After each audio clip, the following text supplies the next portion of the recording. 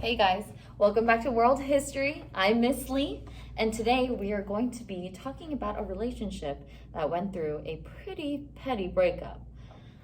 It lasted about 1,000 years. It's still going on today, and they're still talking about maybe getting back together, okay?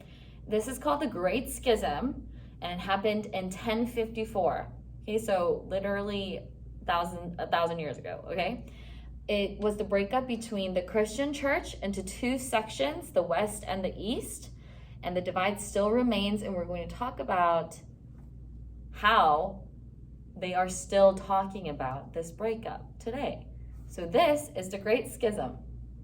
So the schism did not just happen because of religious differences. Like most breakups in human relationships, including my own, cycle of terrible relationships, there are multiple reasons for the split.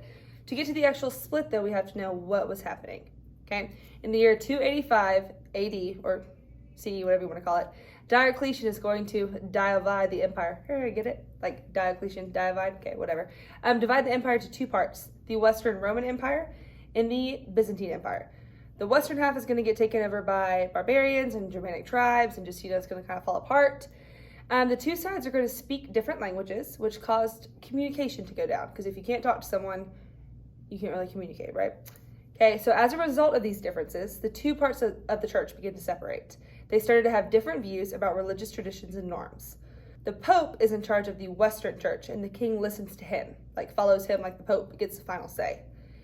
The Patriarch is going to be like the Pope on the east side, but he has to listen to the emperor. So think of it as like the Pope with the Western side, he gets the ultimate final say, whereas the Patriarch, who's on the eastern side, he's going to get checked by the king or by the emperor all the time.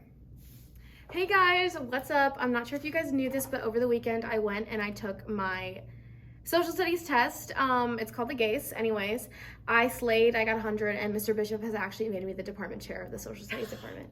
And so I'm very excited today to come and, just try out a few things with y'all. And I want to talk to you today about the Great Schism. And if it sounds pretty great, that's because it is. It sounds like pretty much two girls fighting, and that's basically what it is. But anyways, there were some smaller disagreements between the East and the West, but these arguments led to the biggest argument of all, the Great Schism.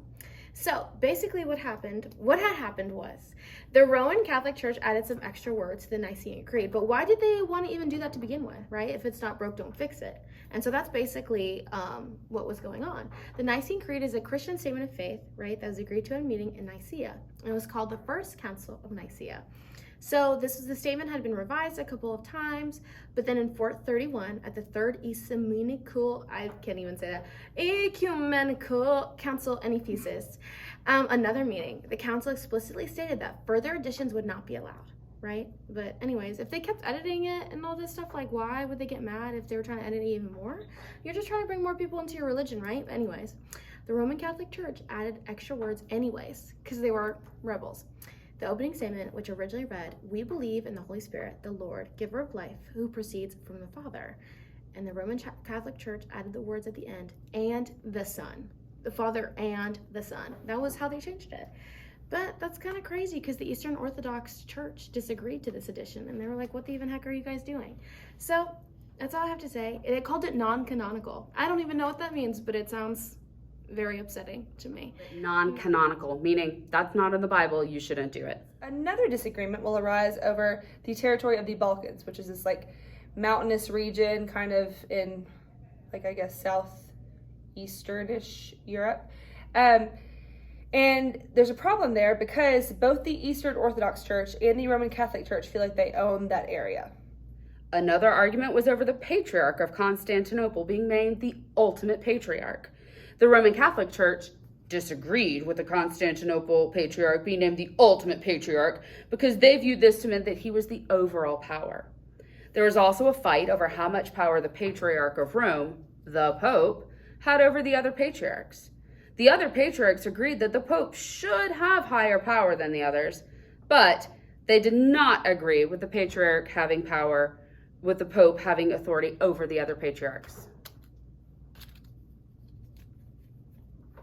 Still in charge. So now we reach argument 4. The two churches started disagreeing on some differences of practices during worship, especially with the bread. Communion was a practice where the bread and the wine are used to symbolize Christ's body.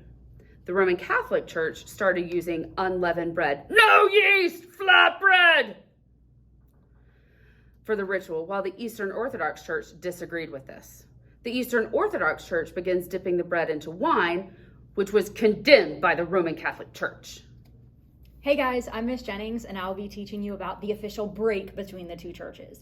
So, in Constantinople, we have the Western Church, the Catholic Church, and then we also have the Greek Orthodox Church. They are both sitting in Constantinople. Majority of the population is Eastern Orthodox, but there's still a few Catholics living in the empire. So one day, the Pope in Rome tells all of his Catholic churches, remember Mr. Pope? He tells all of his Catholic churches that you are allowed to follow all the practices of the Catholic Church. You do not have to listen to the patriarch, okay? He's an idiot. Nobody likes him. We don't care about what he says. Listen to me because I am El Papa. All right? So all the people in the Catholic churches, they start following the practices of the Catholic Church. They say, we're Catholic. We're going to listen to only the Catholics. Well, the patriarch, he's not happy about this. He doesn't like all these changes. So he sends a written letter, almost like a breakup letter, and he sends it to the Pope. And the Pope is sitting in Rome, and he reads it, and he says, what the heck is that? This is not right. And so he gets really angry. He tells all the Catholics, no. You're Catholic, you're going to listen to the Catholic Church. That patriarch, he's just a figure. Nobody likes him. You don't have to listen to him. Because you're Catholic, you listen to the Catholic Church. You listen to me because I'm the supreme leader of the Catholic Church. So they start exchanging letters back and forth over who's more powerful. I have more power. I have more power. I'm better than you. I'm cooler than you. Some mean girl stuff. So either way, the Pope gets angry, the patriarch gets angry. The patriarch gets so angry that the Pope sent all of his delegates, all of his friends, over to the patriarch to tell him, we don't have to listen to you. So the patriarch gets super angry, and he decides, you know what? There's only one thing I can do. I'm not going to punish the Pope per se. I'm going to indirectly punish him. I'm going to shut down all the Catholic churches in Constantinople. So now if you live in my empire, you live in Constantinople, the Byzantine Empire, there's no way you can be Catholic anymore. You're now going to become Eastern Orthodox, and the church is officially split. Boom. On April the 19th, 1054, Pope Leo dies. And Cyrillarius, the patriarch, continues to refuse to meet with his delegates. So they decided that they would invade the Hagia Sophia while they're conducting Mass and place an official letter from the new Pope on the main altar of the church. This letter officially excommunicates Michael Cyrillarius. They no longer allow him to be a member of the church, much less the Patriarch of Constantinople. Cyrillarius burns the letter, which is officially called a papal bull, and then he publicly condemns the delegates. Now, fun fact. In the year 1054, there were a lot of things happening around the world. There was a major solar eclipse that year, to the point that it grew very dark around the world for days. We know this because it's written about in Asia by the emperors of China, the emperors in India, but it's not written about in Europe because the powers that be in Europe, both in the church and politically, were so worried that if they acknowledged this solar eclipse that happened and the fact that it was dark, that people would think that it was the work of the devil and that it was happening because of the Great Schism.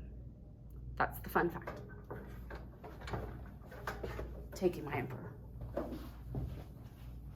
The two sides rarely communicated with each other, and the attempt to get back together has failed multiple times. But back in 2016, let me show you right here, they actually have tried to get back together. The Pope reached out.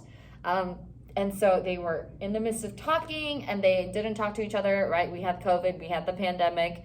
And then last year, actually, the Pope went and visited again. So we are going to be looking at this Associated Press article together to see how they have or are trying to reconcile. All right. I'm done, but I don't know how to end this.